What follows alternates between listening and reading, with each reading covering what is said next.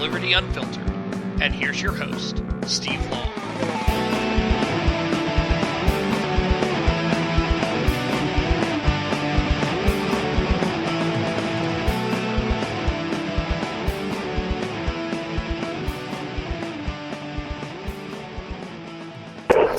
Hey folks, this is Steve Long. You are listening to Liberty Unfiltered. I am back from the grave, so to speak. I missed last week, if you hadn't noticed, due to illness. Been trying to shake this sinus infection for, God, it feels like 2 weeks now. Anyway, I'm back, and we've got a very interesting and educational show for you tonight. It's all about living in a stateless society, and joining me tonight to discuss this topic is a representative from Center for a Stateless Society, Jason Bias. Jason, you with us? Mm-hmm. Yep. All right. Well, thanks for coming on, and thanks for coming on to Liberty Unfiltered tonight to talk to us about stateless societies. Mm-hmm. Now, you are a writer, contributor, whatever you want to call it, to the organization Center for a Stateless Society, correct? Mm-hmm. That's correct. Right. Well, let's just start off by telling us a little bit about the organization. Okay. So, Center for a Stateless Society is last few years started up, and the idea is that, well, primarily, at least initially, the idea was to be like a media center, as in we write a lot of op-eds from a obviously unique perspective that is not typically presented in the media. And so we send out op-eds that we write to a whole bunch of different places across the country and actually now the world, and they get reprinted. And so that's most of what the center does. The center also, though, has more recently branched out and has been doing things such as there's a number of studies which are just kind of more general, like analysis of contemporary issues going on, most of which have been done by a guy named Kevin Carson, and more recently also some environmental studies done by a guy named Grant Mincy. But the overall mission of the center is to provide kind of a public voice for market anarchism and radical libertarianism, and it's been growing quite a bit over the past few years, despite not having all the same resources that certain other libertarian organizations might. And I think that a large part of that is the appeal of the ideas, and the appeal of the ideas is so strong to people who once they that the appeal of the ideas is so it gets a lot of passion going once it presents a very radical proposal towards freedom. Well, so it's kind of like almost like an anarchist think tank. Yes, I think that's an accurate. Yeah, like the conservatives have their Heritage, mm-hmm. Heritage Foundation, and libertarians have their Cato. Mm-hmm. There was I was kind of skimming over an article that I saw on there earlier today about Bobby Jindal. I guess he had he gave some sort of speech. Mm-hmm. That I guess was it just kind of anti-immigration. Mm-hmm. For those of you that are in the chat room or haven't made it to the chat room yet, you can get to the chat room by going to vigilantlibertyradio.us/chat. I did go ahead and post a link to the organization's website, and if you're not in the chat room, it is c4ss.org.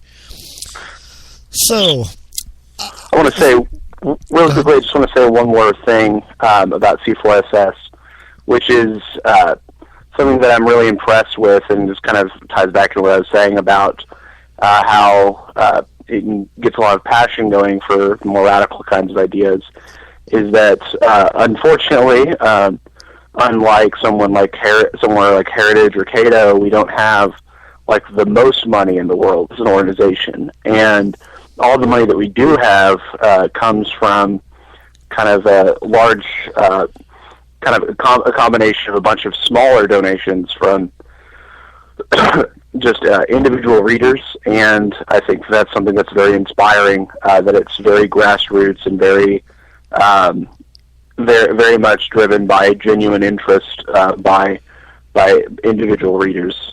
So. Oh, that's good.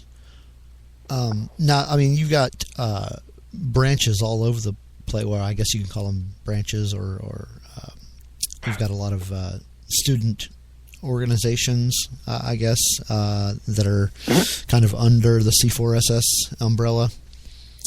So, the Students for a Stateless Society are not technically a part of C4SS, though obviously Students for a Stateless Society is kind of comes out of C4SS. So Students for a Stateless Society, it refers to basically a very loose network of student organizations, all of which have the same name, Students for a Stateless Society, which are a kind of grassroots mostly college students who are passionate about ideas of anarchism and radical libertarianism, and there are chapters there's one at OU, which I'm even though I've recently graduated, I'm still an active member of, as well as at newly formed at UT, at University of Texas. There's one in North Carolina at Appalachian State University. I know there's some more that I'm forgetting. I think there's one at University of North Texas, as well as Texas State. A lot of these are going to be located kind of in this area of the country, actually. But yeah, just in general, the idea is that with a lot of libertarian student activism, it's kind of more. I don't mean this negatively, because obviously I've also participated in more general libertarian activism. It's obviously not going to be as upfront and radical, and sometimes I think that it's important to remember that the more radical message needs to be spread as well, and also sometimes people have the idea that a more radical message is less likely to attract people, that it's more likely to turn people off of the ideas altogether. And certainly that's true of a lot of people. I think this is a comment that goes for C4SS as well, beyond just Students for a Stateless Society. But there are also people, I think, who are more likely to be turned on to libertarianism by the more radical and more extreme kind of instantiations of that. And these are usually going to be people who feel as though, who don't really have clearly developed ideas about the world yet, but certainly have like a very strong kind of intuitive sense that there's something like really deeply wrong. And another good thing about having a specifically anarchist organization, either be that a student organization or a think tank and media center like the C4SS, is that it kind of allows us to be more upfront and honest about a lot of the more central issues, like police abuse, and the fact that a large part of the problem with police abuse is problems that have to do with the police force itself, and it's not just things that could be like easily reformed. That there's something about the incentive structure of having like a state monopoly legal services and defense services that lends itself towards that, as well as anti-war issues. We can be much more upfront and radical about those, talking about the prison system, so on and so forth. Basically, it just allows us to be much more open and honest about our activism. I think that's very helpful. All right. So, how many members would you say are part of, let's say, I guess here locally in University of Oklahoma. Mm-hmm. How many active members would you say are a part of that? Right. So that's actually kind of difficult to calculate, I think. But depending on how you count that, I would say that we have anywhere from 12 to 40. And the reason I say 12 to 40 is because there's certainly a core group of people who are pretty much there all the time.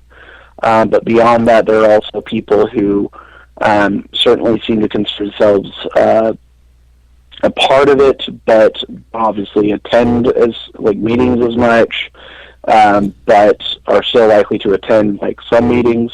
So it's really unclear the best way to calculate that, but I'd say 12 to 40. And I can't really speak to the other campuses that much, but I do know that there's certainly been a lot of activism coming out of the UNT chapter as well as the Appalachian State chapter.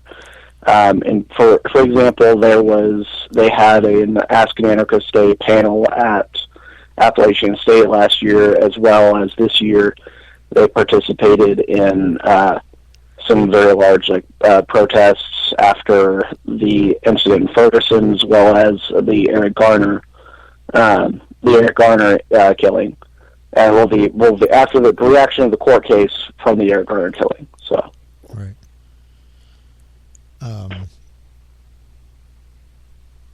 I can imagine it'd probably be kind of hard for an organization to get a lot of activity, specifically here in Oklahoma, because it's such it's just such a big conservative state. Mm-hmm. You'd almost think that there aren't a whole lot of room for these alternative views. Mm-hmm. So the fact that you're getting any activity at all is definitely worth mentioning. Yeah, I mean, one thing I'll say about that really quickly is it's kind of nice, though, to be promoting radical ideas in a more kind of conservative area, just because it's something that people don't feel like they've heard all the time already. That if you are the college Republicans, then people aren't going to be that fazed by seeing you tabling on the South Oval at OU. But if you have a large banner that says "Don't vote," or if you are waving black flags and have a bunch of anarchist literature, exactly, yes. So let's get into the nuts and bolts here. Tell us, however you want to do it, just kind of go over what you think a stateless society, or what it would look like, or maybe even a better way to put it is how can we make it work? Right. So, first of all, I want to say that I think it's important to remember why, at least from an anarchist perspective, that a stateless society is desirable, and what we mean when we say stateless society. When we say a stateless society, what we're not talking about is the Hobbesian idea of war of all against all, just total chaos. We're not talking about Mad Max scenario here. That what the idea is a society in which there's no monopoly on the use of force, where all violence is publicly accountable in a very radical way. And the way that what I mean by that is, so when we think about, for example, what are the defining features of the state, we think of things like the police force, the military, the court system, things like that. But none of those are really or prisons, and none of those are really defining features. Because, for example, you could imagine a country that didn't have a military. The police are actually a fairly recent institution, so you can imagine a government without a police force. Prisons are also not the oldest institution in the world, so you can imagine it without that. And so ultimately what the government is it's that institution which holds it holds political authority, by which I mean a unique ability to use violence in ways that is not that would not be acceptable if it came from like a normal person in the population. That the reason that the police force are a part of the government is because they can use violence in ways that would not be acceptable if it was done by another person. And I don't just mean instances of abuse, but I mean that they're acting out on laws that we would not accept from anyone else. For example, if I wanted to go round someone up because they were using drugs that I didn't like them to do, I could not do that. But because government has kind of a unique leeway on the amount of violence we accept from them, that is something that we do. And so obviously the reason that most people would say that we need a government is because, of course, whether or not there's one institution that's uniquely able to use violence, people are still going to be using violence. And you want to be able to protect people so they don't have their rights violated.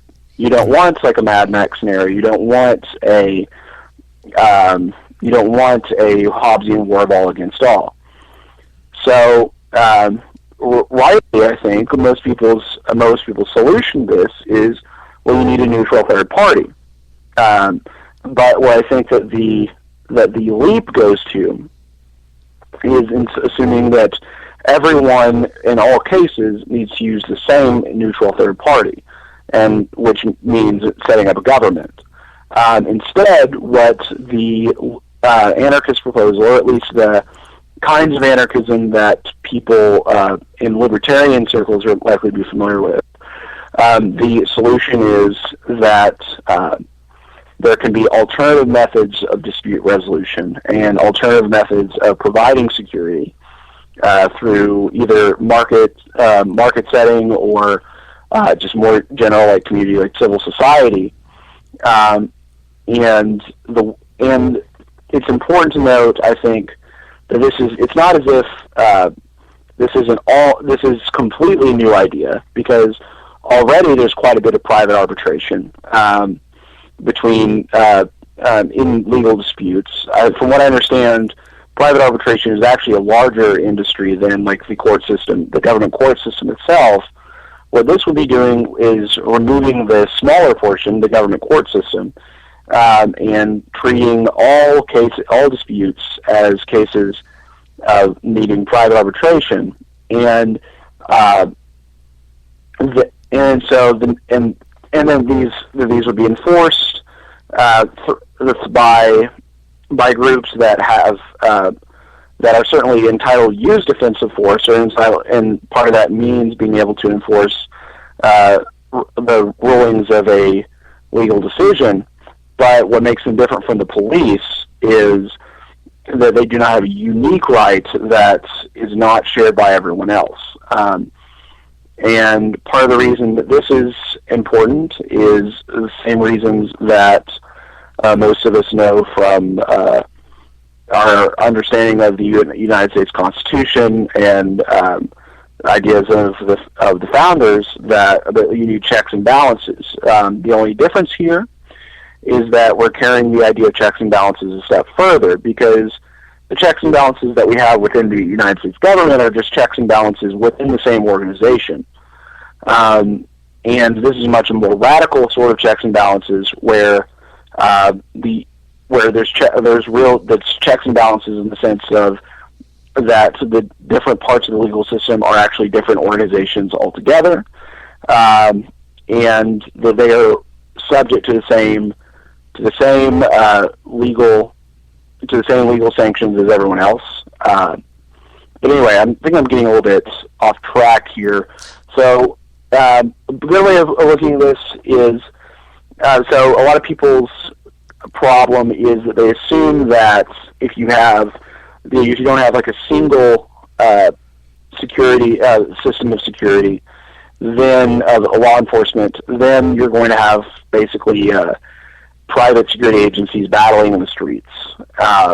This is basically Ayn Rand's reason for not being an anarchist. It's most people's within libertarian communities, immediate intuitive reason for not accepting anarchism.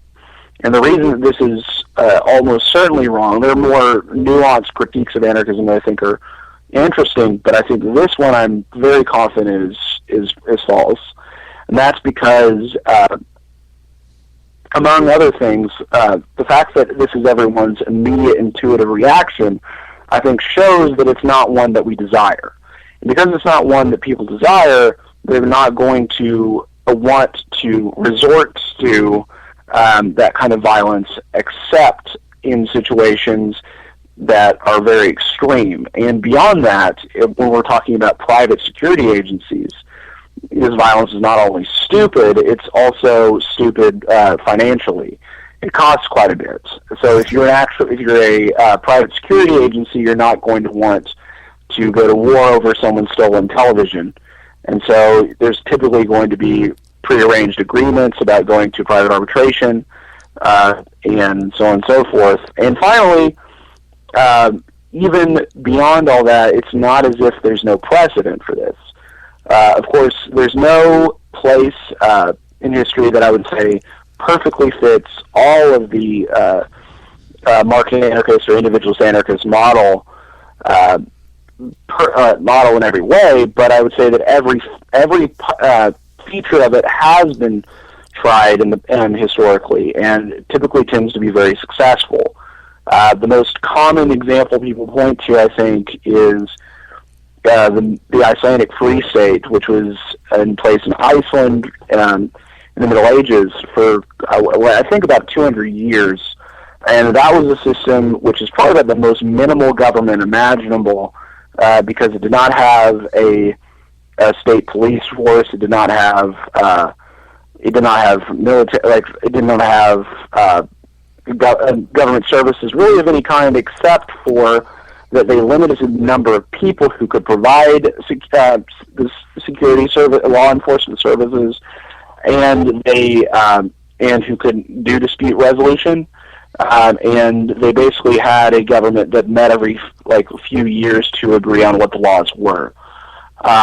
But certainly it seems like if you can do that and it was relatively peaceful, then it's likely that could be that you could do away with the limiting of the number of law enforcement providers. Mm-hmm. So that might have been a little bit more kind of all over the place than I intended. So if there's anything that I need to talk more about, feel free to let me know. No, you're doing fine. I was going to ask what historically about the societies that have kind of emulated anarchic ideas, and I think I have heard the Iceland references before. Mm-hmm. Are there any others you can think of? Because I thought I had heard of some others, and off the top of my head, I can't certainly.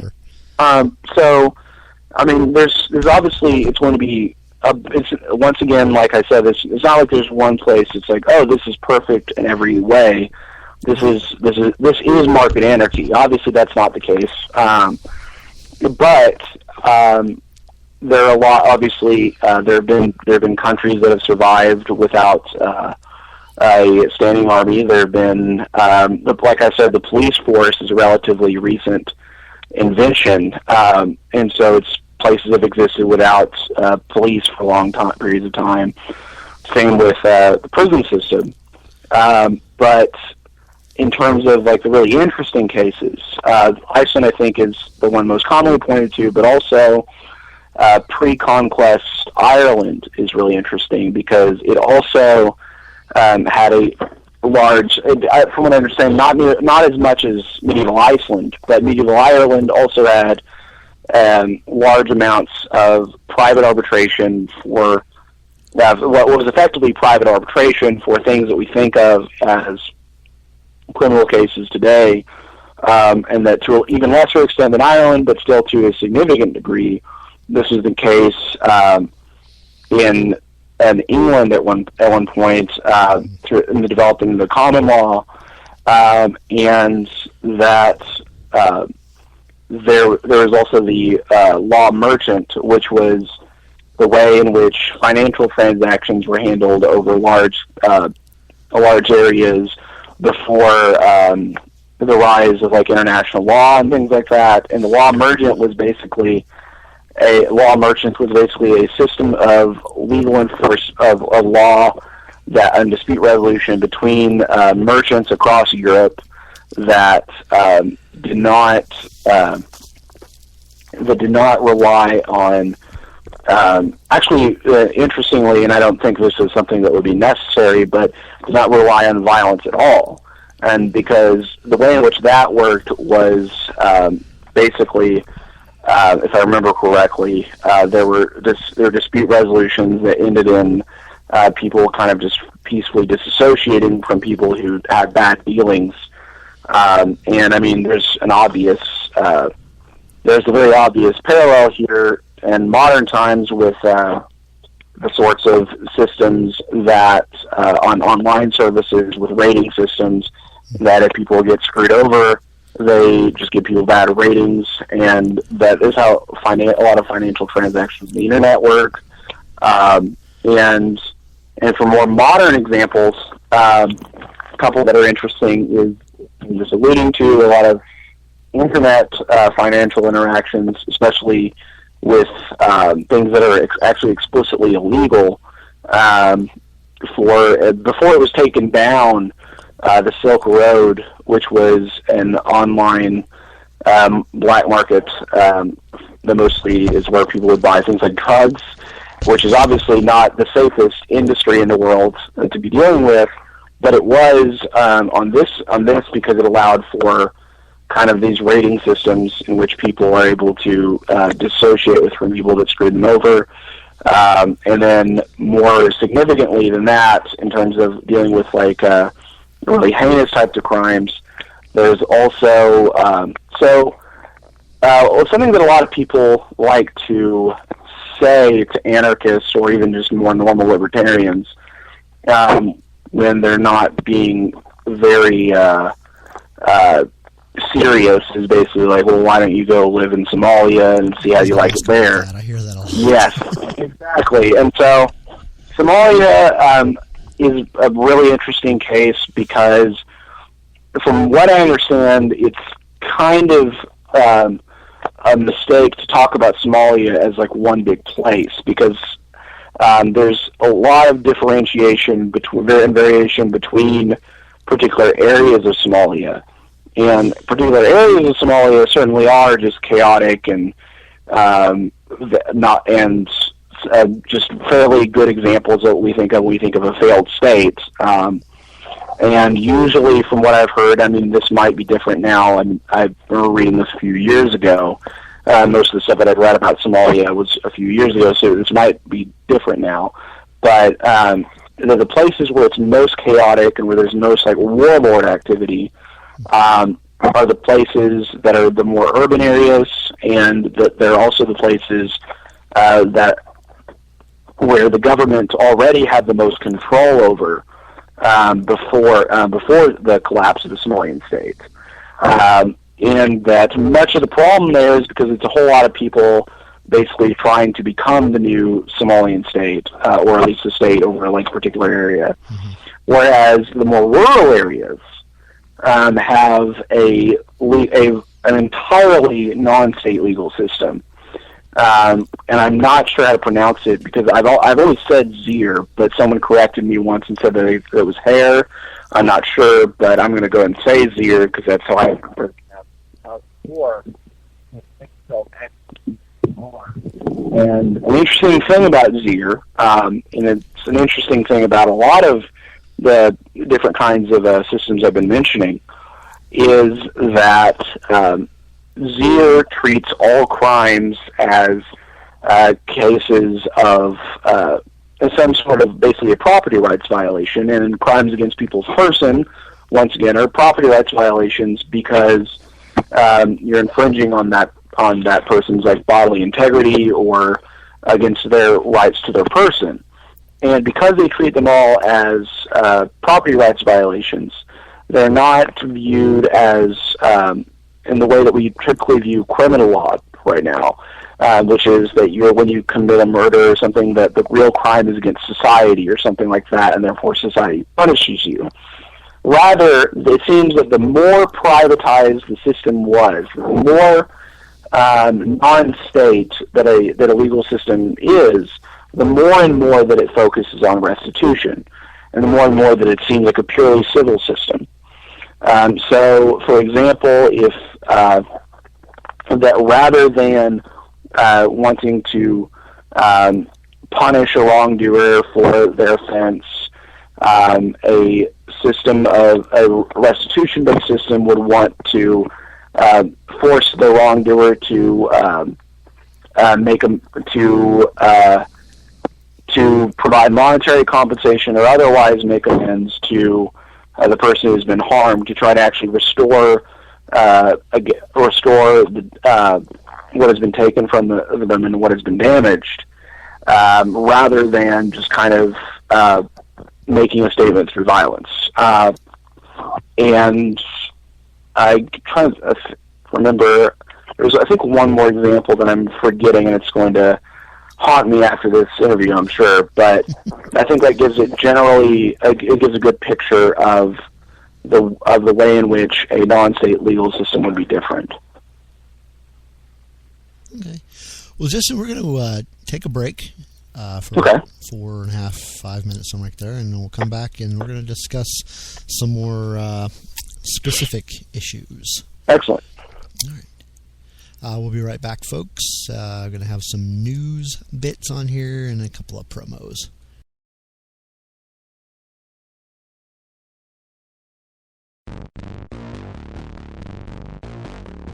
So just what is The Edge of Anarchy? The show where liberals think we... If you're not listening to the Roundtable of Extreme Liberty Tuesday... I don't have answers. I have opinions and an internet connection. Hi, this is Amy Curtis from Modern Comments Radio, and you can catch me live Wednesday evenings at 10 p.m. Eastern, 7 p.m. Pacific, here on Vigilant Liberty Radio.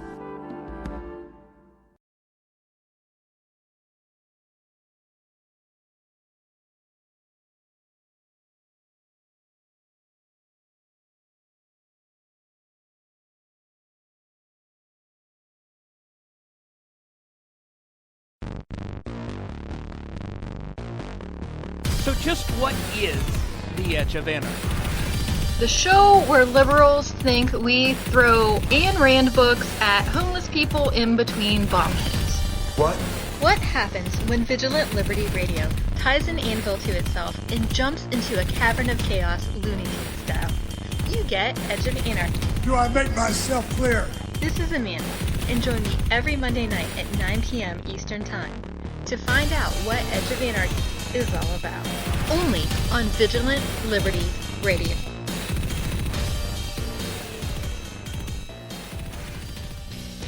If you're not listening to the Roundtable of Extreme Liberty Tuesday nights on Vigilant Liberty Radio, you're missing things like this.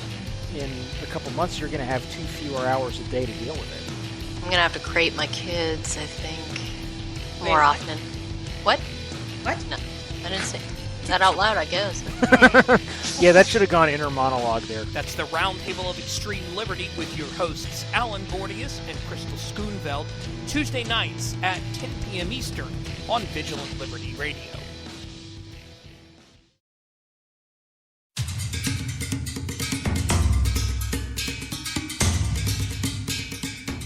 This is Vigilant Liberty Radio News from Independent Journal Review for January 28th. The Congressional Budget Office has released its latest estimate on the cost of Obamacare subsidies for poor and middle-class Americans. The figure shows the president's signature health care law is significantly over budget. Obamacare is projected to run a $1.35 trillion deficit. It will be expected to cost nearly $2 trillion, but bring in $645 billion in taxes, fees, and penalties over the same period of time. That works out to a cost of $50,000 for each subsidized person, and the forecast means there will likely be higher costs in the future. In a 2009 speech, the president vowed not to sign the law if it added to the deficit, and that the cost would be $30,000 for each uninsured American, covering about 30 million people. But even with the high price tag over the next decade, an estimated 31 million people will be without medical insurance, and costs for each individual will rise by 66%. The Church of Jesus Christ of Latter-day Saints issued a press release Tuesday stating support for the LGBT non-discrimination law in the wake of Utah considering SB 100, an act that would add sexual orientation and gender identity to the state's list of anti-discrimination protections. At the same time, the church reiterated support for laws protecting religious freedom and for not forcing religious institutions to perform same-sex marriages. The church also advocated for special protections for religious organizations, including the ability to refuse to perform same-sex marriages if the ban is overturned nationally. 19 states have passed religious freedom measures to ensure the right to religious practice, including the right to refuse to perform same-sex marriages. If the Supreme Court rules in favor of same-sex marriage in June, it is likely the next battleground will be whether or not churches can be compelled to perform same-sex ceremonies. The National Bureau of Economic Research has compiled job gain data from 2014 and has made a compelling discovery. Of the 3 million jobs created in 2014, 1.8 million of them were a direct result of the reduction in unemployment benefits. Federal unemployment insurance dropped to 24 weeks from 53 weeks at the end of 2013, a move opposed by the Obama administration. Wisconsin Governor Scott Walker has formed a political committee to expand his message before making a formal run for the presidency in 2016. Walker received strong support when he spoke at the Iowa Freedom Summit this past Saturday. The committee website, Our American Revival, launched Tuesday. Walker also hired former Republican National Committee political director Rick Wiley to run the effort. Walker's political career has been notable, winning 3 elections in 4 years, including surviving a recall in a state that twice voted for Barack Obama. The committee Walker formed is a 527, named for the tax-exempt code under which it is filed. Unlike his opponents, some of whom have formed political action committees, a 527 would give Walker more control over the funding he receives. Walker joins likely candidates Jeb Bush, New Jersey Governor Chris Christie, and Mitt Romney in the pool of potential Republican 2016 nominees. And actress Angelina Jolie is reaching out to the people of Iraq and drawing international attention to the victims slaughtered by ISIS. Jolie took a trip to northern Iraq on Sunday as part of a special envoy with the United Nations. Jolie visited refugee camps and said it was not enough, quote, to defend our values at home. We have to defend them here, in the camps, and in the informal settlements across the Middle East, and in the ruined towns of Iraq and Syria. This has been Amy Curtis with your Vigilant Liberty Radio News from Independent Journal Review for January 28th.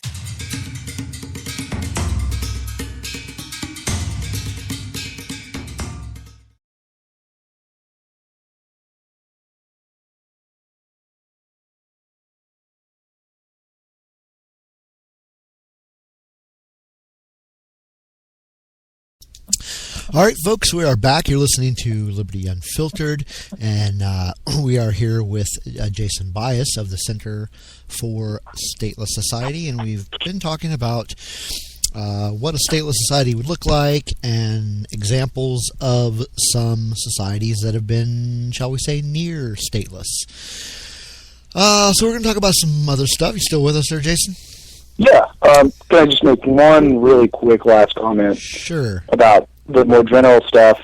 I think another another great example of a system that works without state power that a lot of people fail to remember is the vast majority of our experience every day, pretty much everywhere.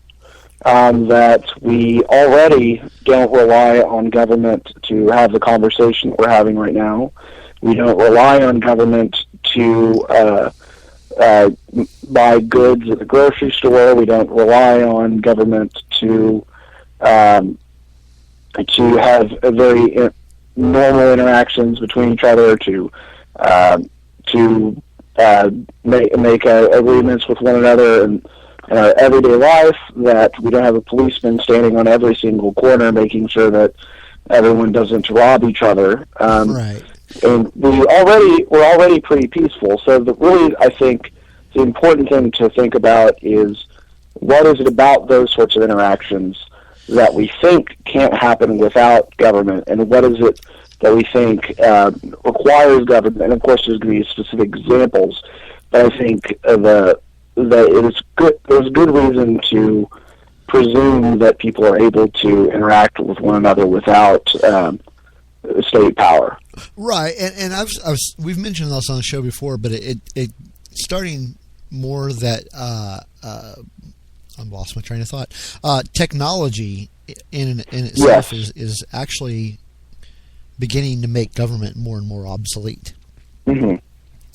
Yes, certainly. Especially the internet is just making it so much easier to have transactions, any kind of transaction over the internet without any state involvement. Mm-hmm. But I said we'd talk about some more specific things. The first question I would have is, in a stateless society, how would national defense be handled? Like protection from foreign invasion? Yeah. So I actually think this is one of the more interesting and complex problems for anarchists to answer. And I certainly think it's a lot more of a serious question, like a serious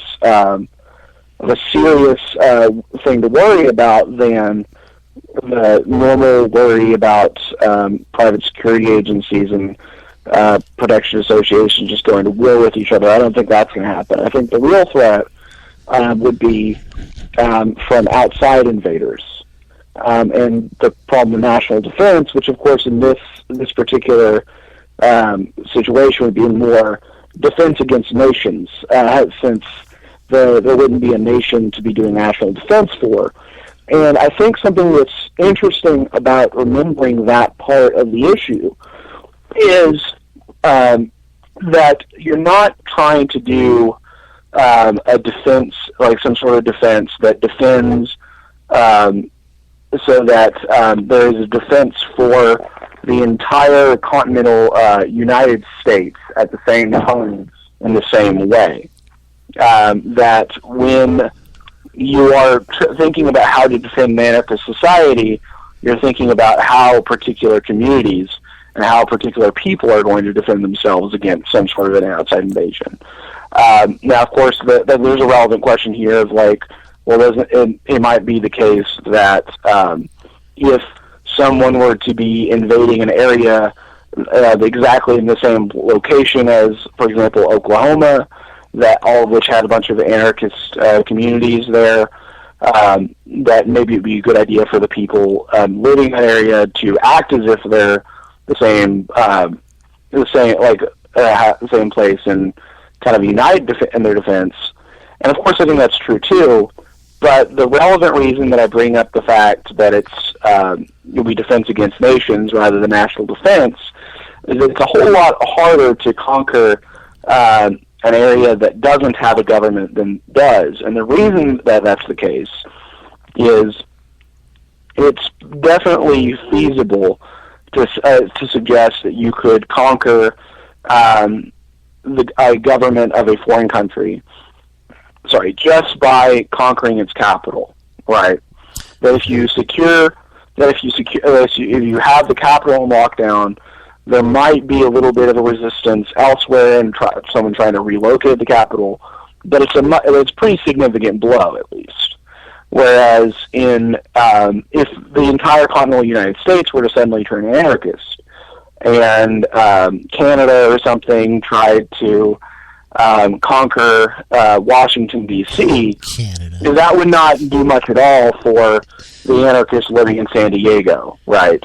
And even people in D.C., that just conquering Pennsylvania Avenue is not going to mean that the whole city is now under the control. Like, to conquer an anarchist area, you have to conquer not just a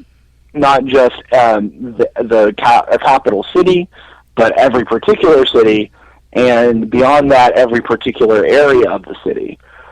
So it's a much more difficult problem that way. And the other thing I would draw attention to is that given that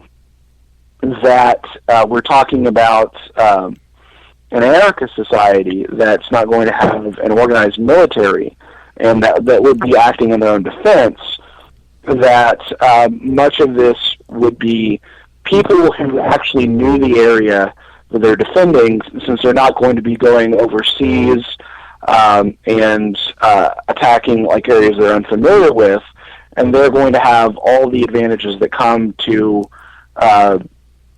with that, which is the they reason have a little bit more at stake. Yes, exactly. And what I was going to say is, I mean, you look at historically, that's been the case that the people who have more at stake and the people who know the area better have a large advantage there. That's why the American revolutionaries were able to defeat the strongest military in the world at the time, the British Army. And that's the reason that the United States had, part of the reason at least, the United States had as much problem as it did in Vietnam, despite obviously being a much superior military. It's part of the reason that the Soviets had such a problem in Afghanistan, that it's the people who are actually on the ground and know what's going on there have more at stake, and they also are better able to use the terrain and so on and so forth. And one final thing of consideration, since I think most of the people listening here are Americans, is, and I think this would be the case probably in any society that went fully stateless, but especially in America where there's already a culture of it. I think, sometimes people tend to downplay the seriousness of a comment like this, but I do think the fact that there's a large gun culture within the United States is a positive thing for this. I can't imagine trying to take over an area like the United States with as many people as exactly. Yes. Yeah, and I think was it Japan or China that said something to the effect of not wanting to attack the American mainland because behind every blade of grass there's a guy with a gun. Exactly. I feel like I've heard something like that with regard to Japan, and I mean, just imagine that plus what I said about having to conquer every particular area. Right. So, yeah. I think those are the strongest considerations in favor of anarchism on that question. And dealing with groups of people in these areas that are all very proud of where they come from. And yeah, exactly. They're gonna have a fight on their hands. I mean, if they bring nuclear weapons into it, then there's going to be a big problem there. Right.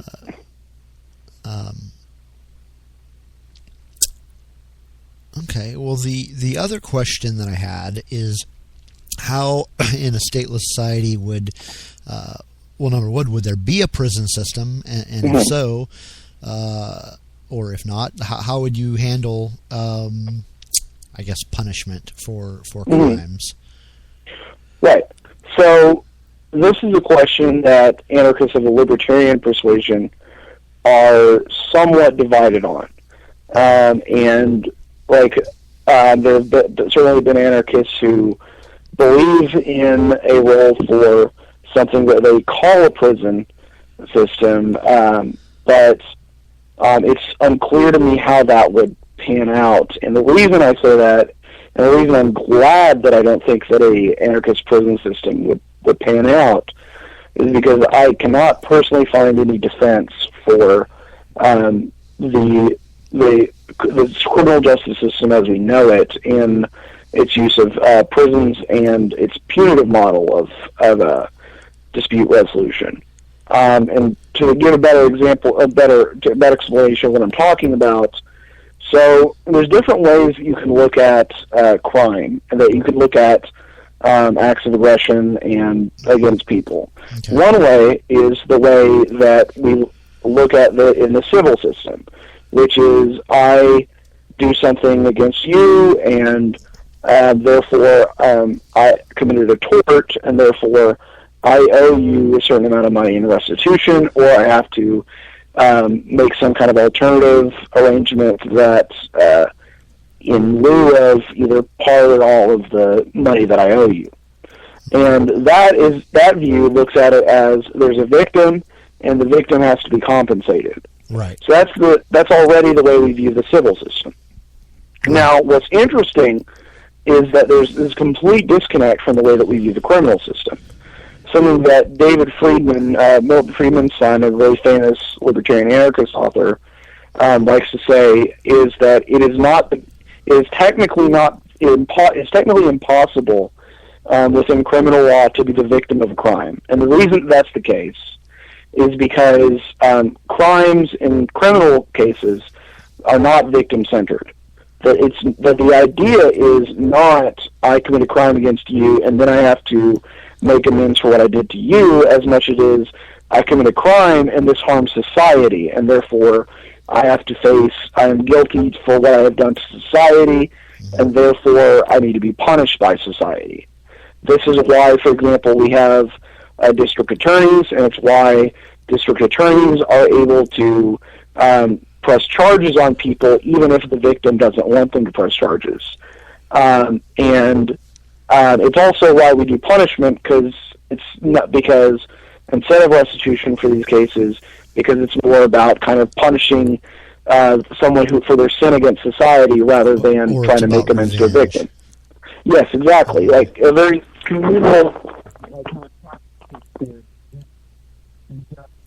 I think, and what a growing number of libertarians, anarchists think, is that the proper way to handle cases of crime, acts of aggression, is the way that we already handle it through the civil system, which is to say it has to be 100% victim-centered, and it has to be restitution-based. The only thing that I think you can legitimately use violence for after a crime has already been committed is either ex post facto is in order to get restitution to the victim of a crime, and that's only the case if the victim or the person acting on behalf of the victim wants you to.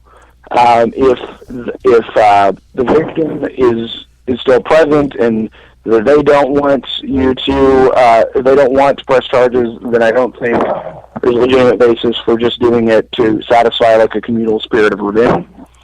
And furthermore, it seems that the whole idea of using violence for purposes of punishment seems like a very ad hoc thing that we add on to our ideas about violence. I mean, if you and I had in a personal conflict, and it does not seem that it's legitimate for one of us to just start hitting each other as a way of like teaching us a lesson or to prevent us from doing something again in the future. It's only legitimate to use violence if it's protecting another person or their property. And so I think that the whole idea of punishment kind of goes beyond that. And there's one related thing, which is, so it might be the case that I'm right about punishing being illegitimate, and that it's wrong to just use violence or to teach someone a lesson for purposes of deterrence, or in order to just kind of like retributive reasons. But it might also be the case that some people need to be confined for like purely defensive reasons. That a lot of people, when you talk to, I find that as a prison abolitionist, I find that when you talk to people long enough about prisons, that they start out having a very either a retributive or deterrent. Sorry about that. Either deterrence-based or retributive justification.